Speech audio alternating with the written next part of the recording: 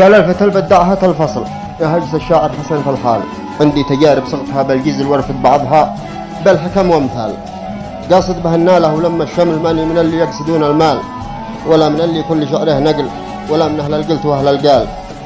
ولا من اللي يكتبون الهزل، لا والله إني شاعر وجمال، والله يقدمني الفعل الجمل ما دام راسي شامخا فالعال، أقول قولا مثل ربط الحبل من تجربة تاريخها فعال، الأولى تعرف عيال الأصل في ساعة الشدة بدون جدال، والثانية مهما يكون الجهل عاد التجارب تنفع الرجال، لحد يقيم صاحبه بالشكل، لحد يقيم صاحبه بالشكل، الناس ما عادت على الأشكال، بتبان لك راس الجمل والرجل إن صرت بحمولك دروب طوال، بتبان لك راس الجمل والرجل إن صرت بحمولك دروب طوال، به ناس بخلاقه ضربت الثكل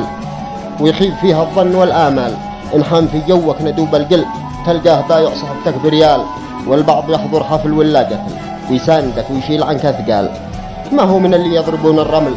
وأقوالهم ما تنثني بفعال، لا بالله إن الشبل يبقى شبل مهما حصل أو كانت الأحوال، يا كم برجلي دست فوق الكحل وشلت بعيوني غل الأنذال، ناس هروجه تندرج بالعقل مثل الرقم في دفتر الجوال، لكن فعوله ما تهز النمل وطعنته ما تخرق الطربال، هالراج يجري بعد صوت الطبل لا خير بفعاله ولا الأقوال، سلم على اللي ما يحب السهل يوم الصعيبة تزهم الأبطال، إن قال قوله مثل شهد النحل ولا فعل تحكي بها الأجيال، تشكر يمين ما عرف هالبخل ولا تعرفه ميمنه وشمال، نبيل معتدى الكرم والنبل يجعلني مبكي عرق الفال،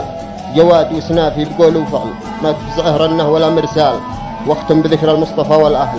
بزك الصلاة عليه وعلى الآل، عد الشجر وعداد حب الرمل وعداد ما سبل المطر همال.